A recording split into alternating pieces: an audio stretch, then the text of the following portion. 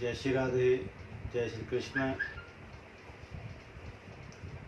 धन वृंदावन नाम है, धन वृंदावन धाम, धन वृंदावन रसिक जन सुमरे श्यामा श्याम। वृंदावन सावन नहीं, नंद गाँव सो गाँव, बंसी बरसो बट नहीं और कृष्ण नाम सो नाम। मेरे प्यारे मित्रों, आज इच्छा हो रही है कि मैं आपसे अपनी कुछ बात शेयर करूं और ये विचार आप ही करें, चाहे मुझको बताएं, चाहे कमेंट्स में डालें, चाहे कुछ भी करें कि ये क्या शक्ति है, ये क्या ताकत है। संतों से, महात्माओं से सुनते आए हैं कि ठाकुर जी ब्रज में आज भी वास करते हैं। कोई भक्तगण पहली बार वृंदावन में जाता है और वो पहली बार वृंदावन की परिक्रमा लगा रहा हो तो वो मार्ग नहीं भटक सकता। निश्चित अगर वो मार्ग भटक रहा हो, किसी गलत मार्ग में चला जाए परिक्रमा करते करते, तो उसको राह दिखाने वाला कोई ना कोई सज्जन मिलता है।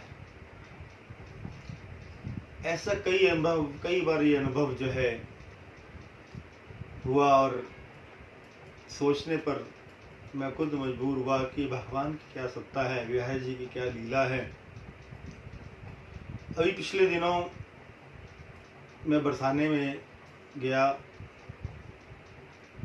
और मेरे साथ मेरी धर्मपत्नी, मेरे बच्चे उद्धव, तुषार, आरती बिटिया, हम लोग परिक्रमा लगा रहे थे बरसाने की। और बरसाने की जब हम लोग परिक्रमा लगा रहे थे तो जिन्होंने परिक्रमा लगाई हो बरसाने की, सांख्रिक और एक स्थान आता है और वो इतना संकरा रास्ता है कि उस रास्ते से केवल एक ही व्यक्ति जा सकता है। और उस रास्ते को पार करके राधा जी की प्रिय सखी चित्रा सखी का गांव आता है, चिकसोली गांव। चिकसोली गांव में हम लोगों ने थोड़ी देर विश्राम किया और गहबर वन होते हुए जब हम लोग मानगढ़ की तरफ बढ़े, गहबर वन को पार करते ही, क्योंकि गहबर वन में भगवान श्री राधा और कृष्ण की बड़ी दिव्य लीलाएं वहां पर हुई हैं। सारा ब्रज जो है, सारा बरसाना जो है, उनकी लीलाओं से आज भी महकता है। तो भक्तों, हम लोग परिक्रमा लगा रहे थे, राधे राधे का नाम जब हो रहा था, ऐसे लगता था जैसे कोई शक्ति हमारे साथ साथ चल रही हो, साक्षात राधा रानी का आशीर्वाद हम लोगों के साथ साथ चल रहा हो। ऐसी कोई दिव्य अनुभूति सी हमको होती रही। गहबर वन को हमने पार किया, दर्शन करने के बाद हम लोग मानगढ़ की तरफ चले और जहाँ पर मानगढ़ में भगवान की लीला हुई है, गहबर वन से जब हम लोग मानगढ़ की तरफ चलते हैं तो मार्ग में सीढ़ियाँ आती हैं, लगभग 200-250 260 के आसपास वो सीढ़ियाँ होंगी, जहाँ पे मेरा अंदाजा है। तो सीढ़ियाँ पार करके हम लोग थक गए, सांस फूल गया, चलते चलते हो जाता है ऐसा। तो सामने ही जैसे हम लोग सीढ़ियों के ऊपर चढ़े ना, तो जब मंजिल तक पहुँचे, ऊपर तक पहुँचे, तो सामने एक बड़ा विशाल मंदिर, और हमने वहीं से ही, थक गए थे, आगे जा नहीं पाए, हमने वहीं से ही मंदिर को प्रणाम किया। आगे हम लोग अंदर गए नहीं। और उसी मंदिर से जिन्होंने बरसाने की परिक्रमा की होगी भक्तों ने, उनको मालूम होगा कि उसी सीढ़ियों से ही एक रास्ता कटता है, लगभग 2.5 या 3 फुट की एक पगडंडी है, बड़ी बारीक पगडंडी। वो पगडंडी आगे गहरे जंगल तक जाती है, दाईं ओर भी जंगल, बाईं ओर भी जंगल। और मार्ग में लिखा होता है कि आप अपने हाथ में कोई लाठी लेकर रखें या अपने हाथ में कोई पत्थर लेकर रखें, क्योंकि वहाँ के जो बंदर हैं वो बड़े नटखट हैं। वहाँ लिखा हुआ है आज भी जगह जगह कि अपने हाथ में लाठी या कोई पत्थर लेकर के रखें, क्योंकि वहाँ के बंदर काट लेते हैं। और जब हाथ में पत्थर हो या लाठी हो तो बंदर पास भी नहीं आते। हम लोग राधे राधे करते हुए चलते चलते उस पगडंडी से वापस सीधा जा रहे थे परिक्रमा करते हुए। तो लगभग आधा किलोमीटर हम लोग गए होंगे, और उस आधा किलोमीटर जाने के बाद कोई भी यात्रा नहीं कर रहा था उस समय, केवल हम ही 4-5 लोग थे। तो सबसे आगे आगे मैं जा रहा था, तो एक बालक आया मुझको बड़े अधिकार के साथ, मुझको अच्छा भी लगा, बड़े अधिकार का मेरे को कहता है पंडित जी। मैं एकदम रुक गया, मैंने कहा हाँ जी। बोले कि आपकी यात्रा स्वीकार नहीं, आपकी परिक्रमा स्वीकार नहीं। एक बार तो मैं शक पका गया, मैंने कहा भाई क्यों, मेरी परिक्रमा स्वीकार क्यों नहीं कि? तो बोले कि आप, मैं देख रहा था आपको, आप परिक्रमा मार्ग में सीढ़ियाँ चढ़ करके आए, सीढ़ियाँ चढ़ने के बाद आपने मान बिहारी मंदिर में जाकर के दर्शन नहीं किया। मैंने कहा जी मंदिर तो इसमें सीढ़ियाँ खत्म हुई तो मंदिर तो आया था मान बिहारी, मैं थक गया था, हमने दूर से प्रणाम कर दिया था। बोले नहीं, आप जाओ, वापस जाओ और जा करके मान बिहारी जी का दर्शन करके आओ। आज भी मान बिहारी मंदिर में, वहां तहखाने में आज भी राधा और कृष्ण के चरणों के चिन्ह है। तहखाना नीचे उतरना पड़ता है मंदिर। तो मैंने कहा जी अब वापस जाए आधा किलोमीटर? बोले हाँ वापस जाओ। मैंने कहा यहाँ के बंदर बड़े नटखट हैं, हाथ में डंडा हो या हाथ में पत्थर हो तो बंदर कुछ नहीं कहते। बोले कि आप बंदरों से मत डरो, आप जाओ मान बिहारी जी का दर्शन करके आओ, मैं यहीं पर खड़ा हूँ, मैं यहीं पर आपकी प्रतीक्षा करता हूँ और आपको कोई बंदर कुछ नहीं कहेगा। यदि आपको कोई दिक्कत, कोई परेशानी आती है तो आप मेरे को आवाज़ लगाना, मैं एकदम से आ जाऊँगा।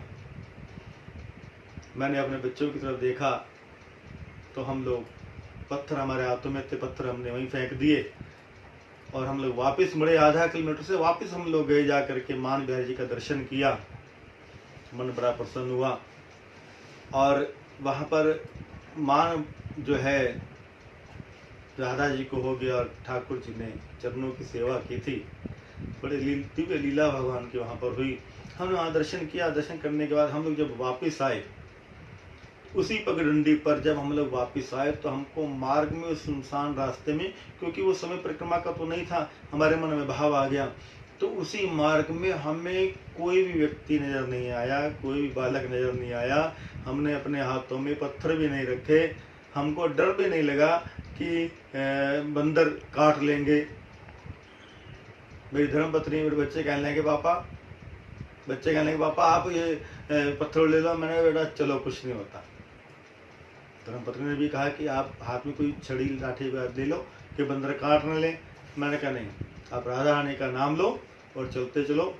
हम लोग ऐसे ही चलते आए। बंदर तो बहुत दिखाई दिए दाएं बाएं, लेकिन किसी भी बंदर ने कुछ नहीं कहा। वो बालक भी नज़र नहीं आया। और उस परिक्रमा को हमने किया। मोर बिहारी जी का दर्शन किया, दानगढ़ में आए, कुशल बिहारी जी का दर्शन किया, राधा रानी जी की उस दिव्य महल की ओर हम लोग गए, हमने वहाँ पर दर्शन किया, बड़ा आनंद मिला। और यात्रा करने के बाद जब हम लोग नीचे आए तो मेरे मन में आया कि ये क्या शक्ति थी, ये क्या लीला थी, कि ठाकुर जी क्या लीला करके गए। वो बालक कौन था जो ना तो हमको जानता था ना पहचानता था, लेकिन आकर के हमको सही मार्ग दिखा करके गया कि आप आए हैं और आपने मान बिहारी जी का दर्शन नहीं किया तो आपकी परिक्रमा स्वीकार नहीं है। मेरा मन हुआ कि मैं ये इस बात को शेयर करूं, हालांकि मैं चाहता नहीं था शेयर करना, लेकिन अपने भक्तों के बीच में, बिहारी जी के भक्तों के बीच में ये इच्छा हुई कि इस बात को मैं कहूं कि बिहारी जी का दर्शन करने के लिए आप लोग जाएं, बरसाने में जाएं, राधा रानी जी का दर्शन करने के लिए जाएं। और जब आप परिक्रमा लगा रहे हों तो सभी स्थानों का दर्शन करें। मैंने पिछली वीडियोस में भी आपको बताया था कि लाला बाबू को भगवान ने दर्शन दिया। उस कलकत्ते के सेठ लाला बाबू को भगवान ने दर्शन दिया और भगवान ने कहा कि जिस प्रतिमा की स्थापना तूने मंत्रों के द्वारा करवाई है, तू क्या जानता है, तू क्या समझता है कि केवल उसी प्रतिमा में मेरे प्राण बसते हैं? अरे लाला, मेरे प्राण तो ब्रज में जितने भी मेरे श्री विग्रह हैं सब में मेरे प्राण बसते हैं। अब तू जा और जा करके सभी विग्रहों का दर्शन कर। तो प्रयास करें सभी विग्रहों का दर्शन किया जाए और ठाकुर जी का नाम उच्चारण करते हुए केवल शरणागति जो है ठाकुर जी की होनी चाहिए।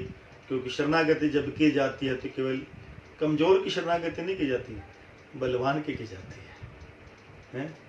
और ठाकुर से बड़े कोई भी नहीं दुनिया में, इस ब्रह्मांड में। मेरे बांके बिहारी सबका कल्याण करते हैं, सबको दर्शन देते हैं, अपने होने का एहसास भक्तों को कराते हैं। जाकी रही भावना जैसी प्रभु मूर्ति में देखी तैसी। ब्रज में जाएं, वृंदावन में जाएं, वहाँ सभी का दर्शन करें और जुबान से केवल राधा नाम को ही उच्चारण करें। क्योंकि जो लोग बिहारी जी का दर्शन करने के लिए जाते हैं वो प्रसानी भी जाएं और जा कर के राधा जी का भी दर्शन करें। राधा जी का दर्शन जब हम लोग करेंगे तो बिहारी जी अपने आप प्रसन्न हो जाएंगे।